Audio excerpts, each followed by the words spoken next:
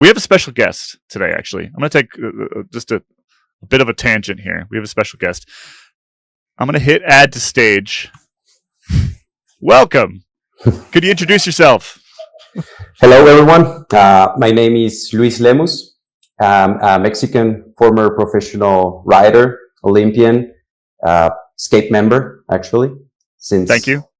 day number 2, I guess, not number 1. And yeah, really passionate of cycling and everything that is going on at the moment, especially. Yeah, and we wanted to call you up. So Luis, you and I have sort of run in vaguely similar circles, I think, for a long time. We know a lot of the same people. You were kind of in the Colorado scene for a little while and things like that. And you've raced a fair amount in the States and all the rest. And yeah, you and I were chatting anyway. And it occurred to me that we could get some perspective on like the Mexican cycling world and how it's viewing Del Toro and how because you're down in Mexico City, is that correct?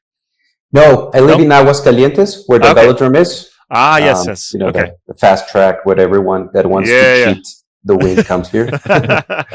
So you're in the middle of the sort of Mexican cycling culture. Yeah. So explain to me what's going on. Like, are people freaking out about this? What's the reaction been? It's actually something huge, never seen before. Like, back in the day when we had Raul, it's obviously we didn't have social media, TV broadcast was different level. So now I think it also comes in a very good time for Mexican cycling, which is non-existent. There's no federation. The Mexican cycling scene is non-existent. You don't hear about Vuelta Mexico anymore or any other big teams we have a path or anything. So it's coming in a very good time, because what is happening is that now everyone is looking at cycling, everyone. So in the past few days, it's been only actually the last week of the Giro. So it's not about we have a rider at the Giro. It's not about we have a super good talent rider, but it really took him to win in the Maglia Rosa for everyone to start looking at cycling. To put things into perspective, the only races that I grew watching on TV was the Tour de France. There's like no other cycling race that goes broadcasted, and you need to pay for it to be able to watch it. So it's not accessible to everyone.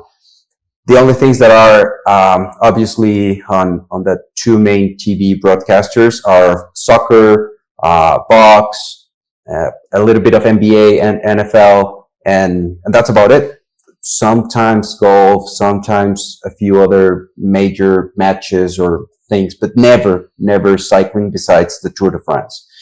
And it's been actually going down in the past few years, because we had the Giro sometimes, and this year the Giro was not broadcasted at all, like not on YouTube. You couldn't find a legal way to watch bike races in Mexico for this year. And on the race day, one broadcaster said, like, okay, we had the leader, is coming the last week, here you have the race. Then so cool.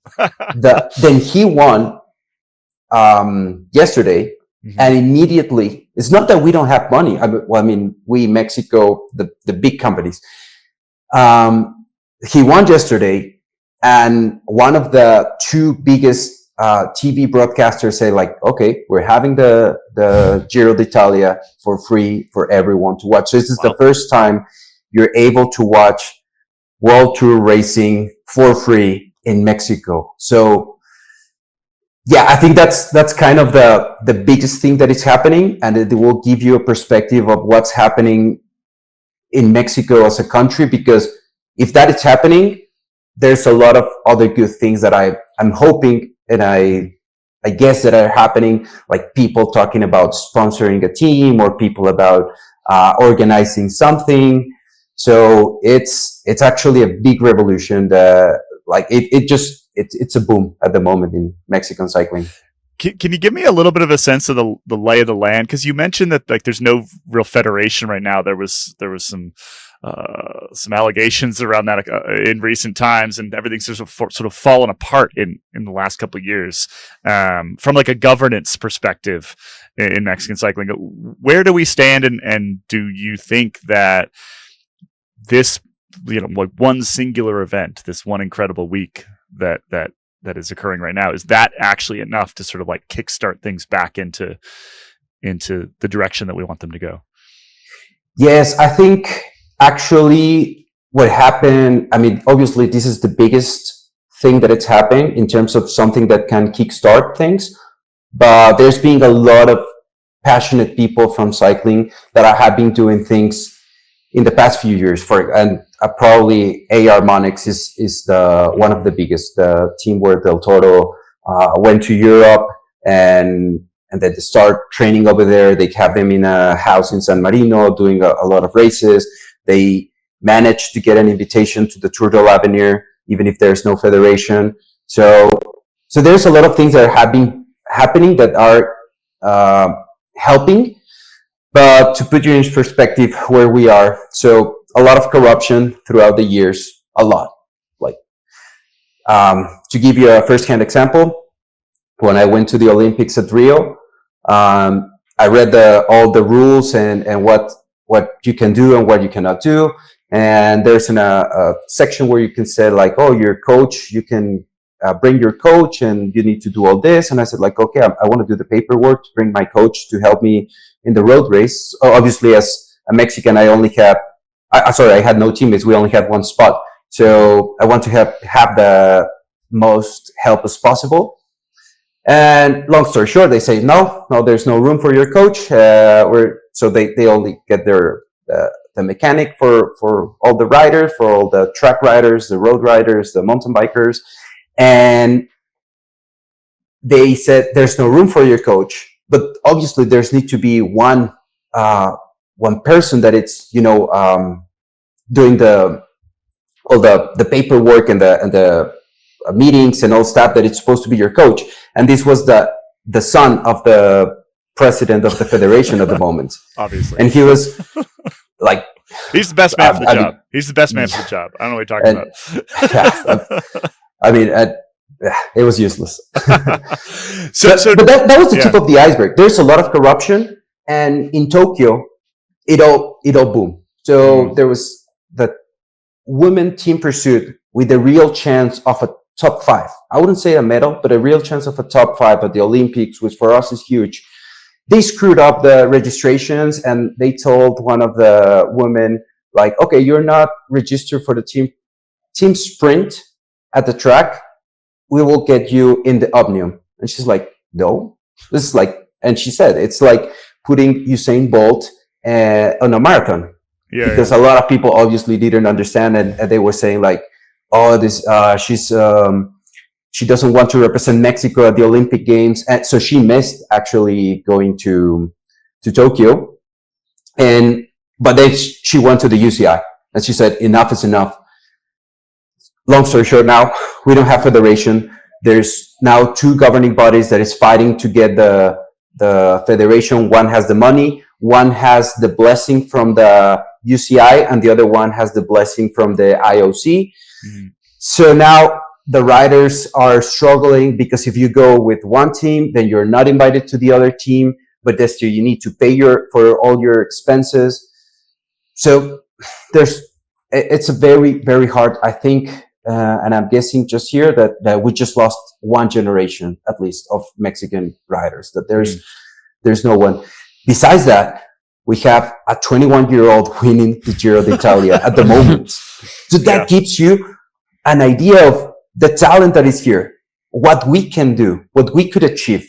Mm-hmm. So, we're all hoping that this will get things in the right direction, because people are happy watching Del Toro win, and we don't want this to be like Raul. Raul was in the 80s, 90s, and we don't want to wait another 30 years to watch one guy getting a few stages and that's it. We want to. This is nice. It's a nice feeling. I had a very nice feeling yesterday watching him cross the finish line first. So hopefully it could be more often. I have a couple of questions, if that's all right, Luis.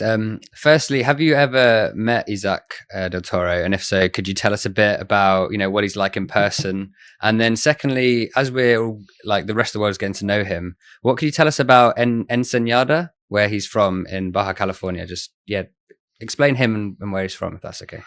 So I don't know, haven't met him personally. I have spoken with him on the phone.